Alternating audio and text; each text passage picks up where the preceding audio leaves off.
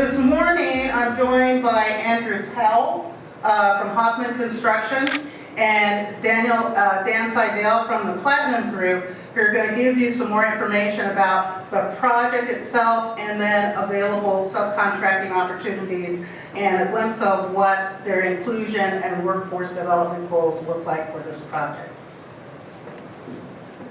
Great. Thanks, Sandy. Thanks for coming. We're here to talk about Seattle Multimodal Terminal at Colman Dock. It's actually called Colman Dock. You can see it down here on the waterfront, very busy. Right down here on Alaska Way, where all the construction's going on for the seawall. That's today, that's this. Here we go. Introductions. I'm Andrew Powell, I'm the project manager with Hoffman Pacific, which is the joint venture handling this project. This is Dan Seydel. He's my DP consultant with Platinum Group, helping us out on this project, and several others.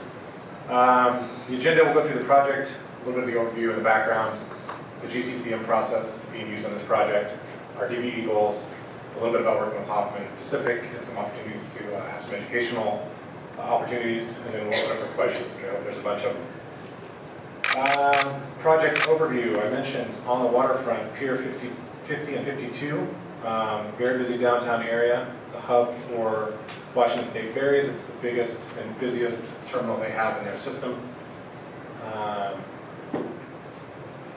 This is Colman Dock today. We have an existing terminal building, which if you've been there, you know you run through there. These are the three slips.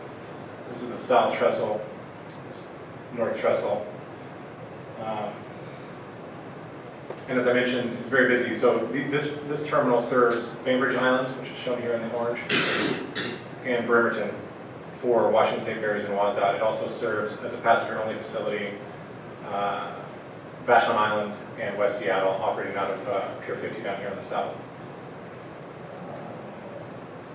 Washington State Ferries has been working on this project for about 6 years, since about 2009 or sooner, or earlier than that probably.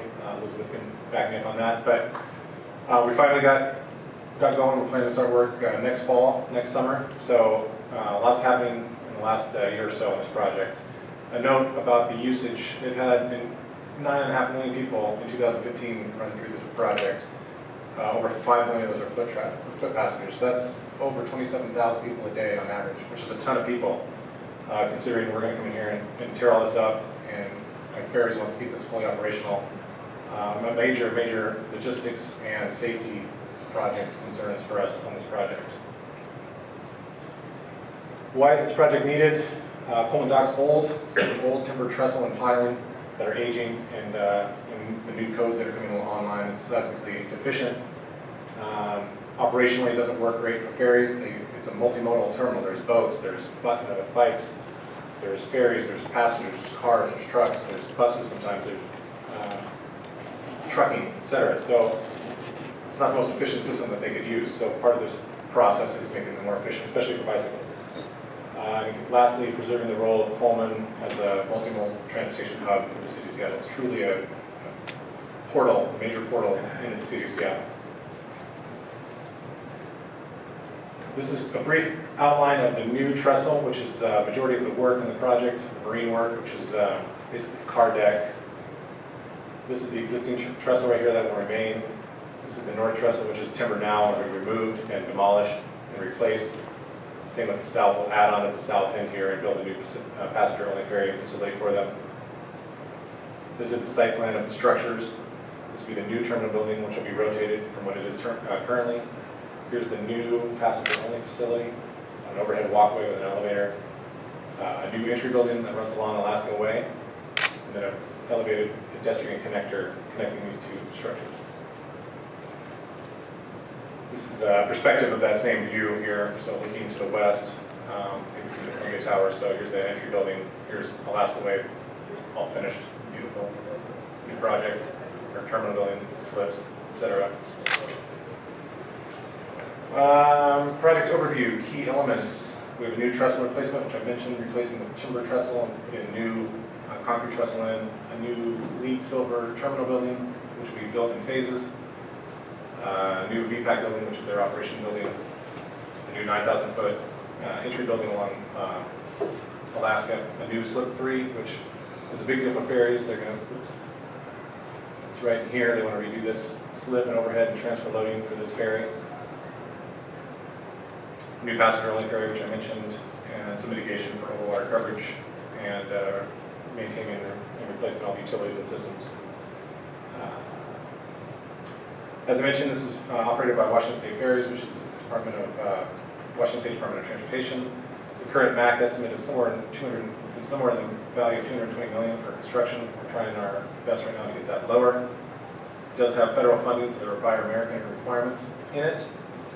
I mentioned construction starts next year, so in August of 2017, which seems like a long ways away, but really it's not for us. It feels like it's coming quick. Completed at the end of 22, early 23. The GCCM process, Hoffman Pacific is a joint venture combined for this project. We were selected in August of 2015. Compiling of Hoffman Construction Company of Washington, Pacific Pilot Marine, Hoffman Pacific.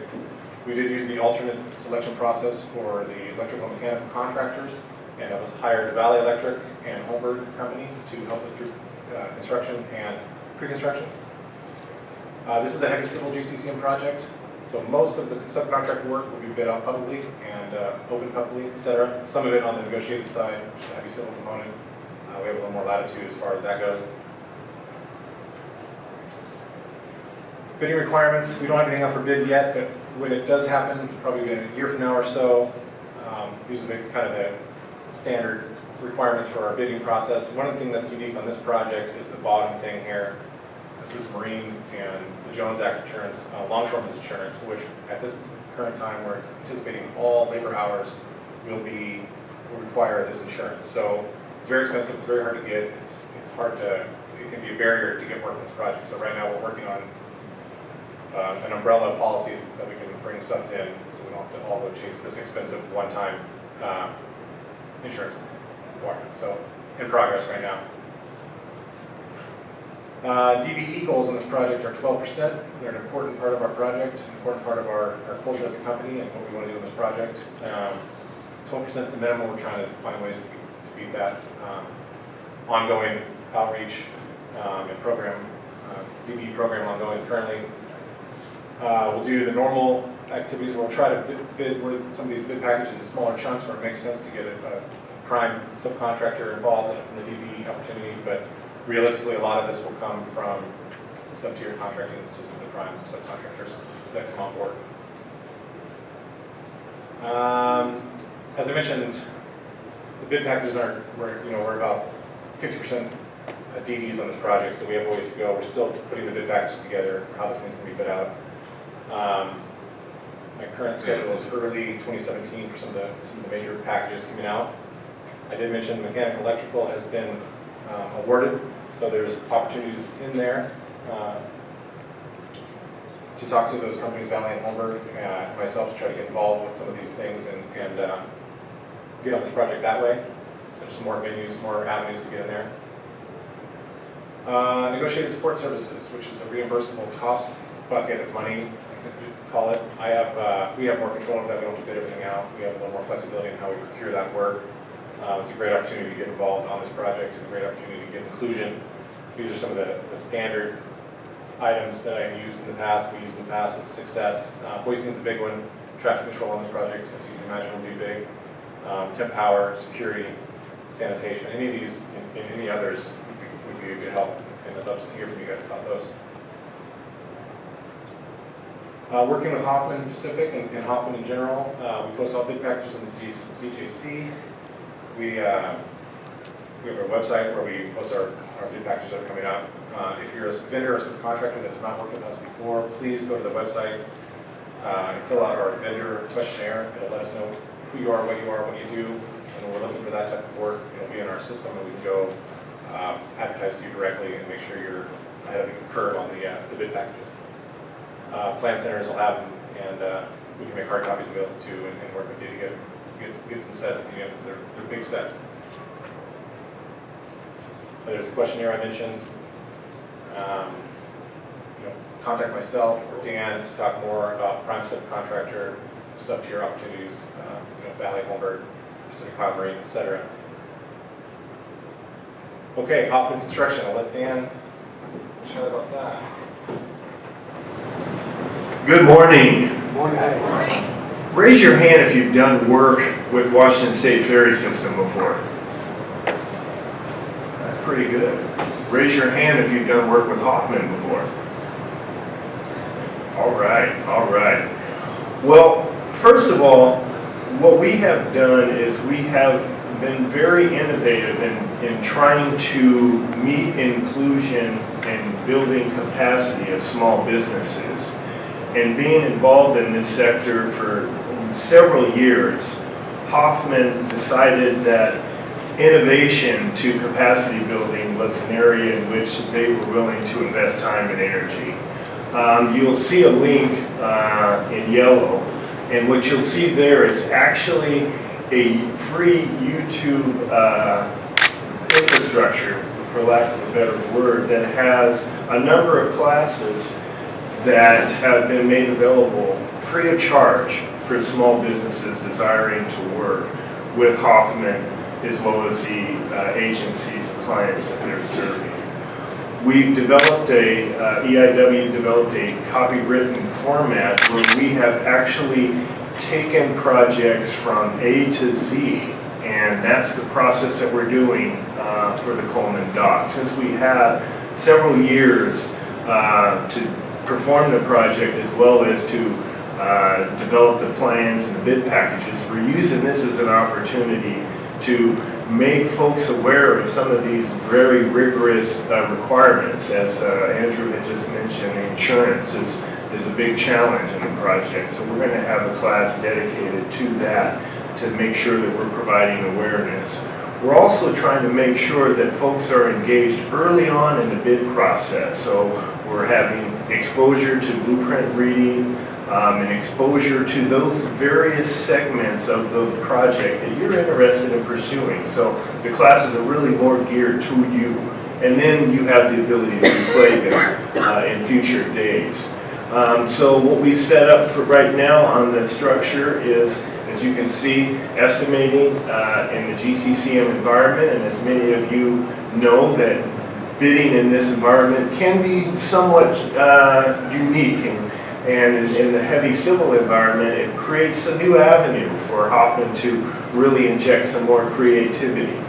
You'll see job order contracting, introduction to blueprint reading, introduction to BIM, building information modeling, 3D design, as well as Bluebeam. And we're trying to introduce these new technologies that these large, very sophisticated contractors are using, introducing them to you so you can master them and be more competitive on their projects.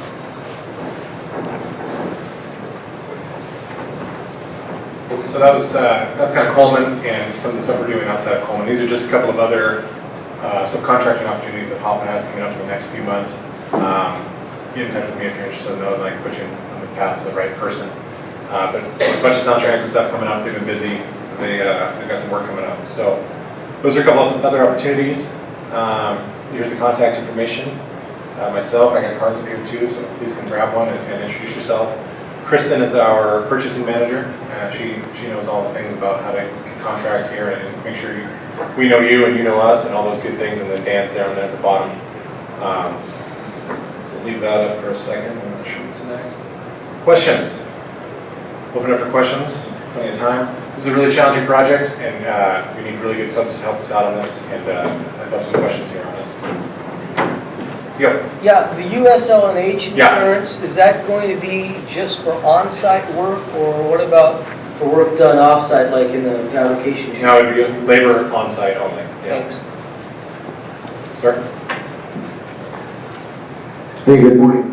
My question would be on the payment cycle. You know, a lot of these PLA, project labor agreements or community benefit agreements, you have to work with the union, right? Mm-hmm. So pension plans are always a problem because they put you into, not only is the IRS a problem, but I think that the healthcare is more of an issue with the pension plans that they have.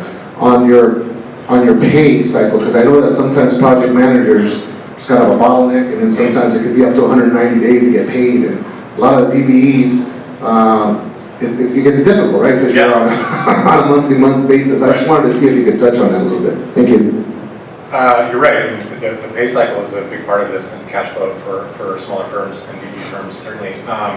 As a general rule, our company has a pay-when-paid process, right? So we submit our billings, we're paid by the owner, we pay the subs, they subs pay their subs, etc.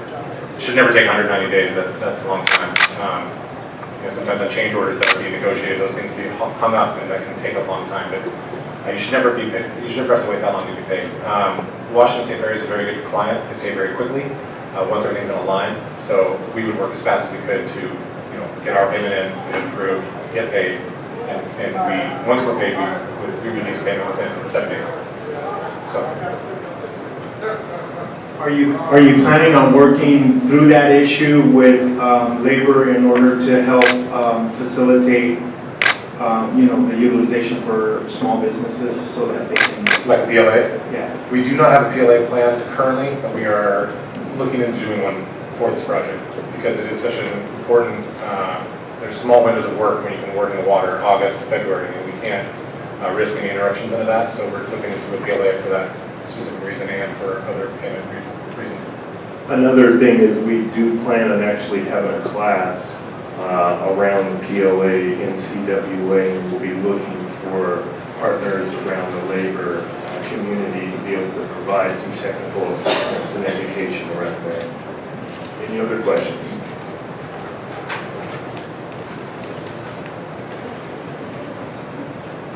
More of a statement. I know there's been a lot of efforts with a lot of big companies like yours to do the minority outreach. But one of the things that I still see a problem with is like the ferry rent. There's really no specific date when they're going to pay. They pay when the billing goes in. Obviously, a big corporation has the ability to sustain that. Right. But so I guess what I'm hearing you saying is that maybe what we need to do as DBE is go back to the end users, which at this point is the state, the city, and the county government, to put something in place, because there's a lot of money. I mean, this conference costs a lot of money to put together, but at the end of the day, it really boils down to economics. If we can't pay our bills as disadvantaged businesses, then we're out of business.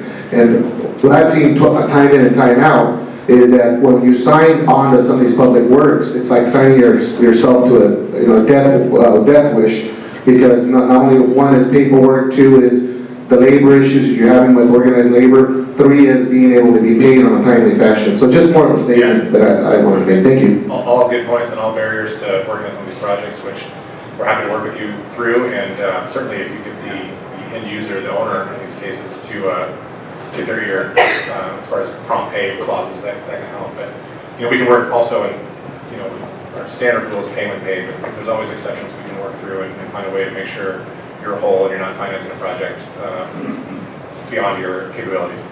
Yeah. And just as a DBE minority vendor, I can tell you that Hoffman has been very responsive to payment of small businesses, and they are very sensitive to that. They are trying to maximize inclusion, and creating cash challenges disrupts the project and really causes strain on both sides. So they really are a partner that I've seen, regardless of what the RCW state.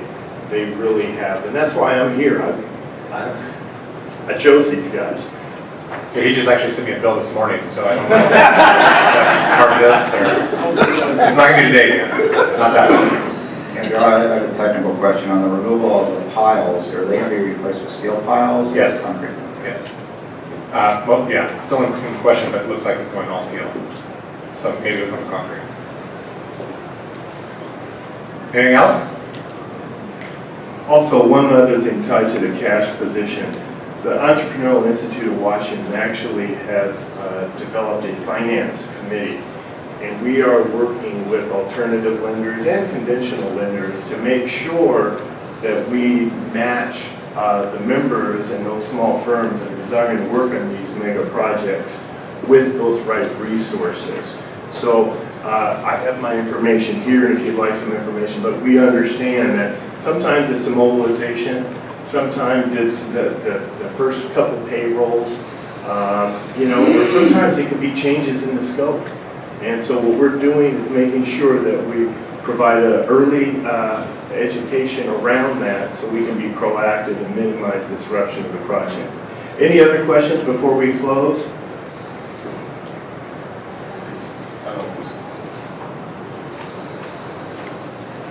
don't know if it's an appropriate question for this forum right here, but does Hoffman do design build work as well as GCCM? Yes. That's easy, thank you. And I'm going to walk back here in the back row because we have a very distinguished guest here, Mr. George Norcroft, Region 10 GSA Director. Please, do you have any words of wisdom or advice to give these small? No, I think all spoke out at their early opening remarks. And I don't know if I'm that distinguished, but I'll record that and let my wife hear that tonight. She'll say, George, take out the garbage, please. But it's really good to see all of you here collaborating, getting partnerships. And I also want you to know that we were able to use Dan's company when we did the Federal Center South facility several years ago, which was the new headquarters for the U.S. Army Corps of Engineers, and is considered one of the top 1% most energy efficient buildings in the nation, and also one of the icons for GSA. Because of Dan's organization, we were able to get good participation from small business. Checks in the mail. Can't do that. Any I'm other in the questions? federal government. I want to make sure everybody knows. I said no. Any other questions, please?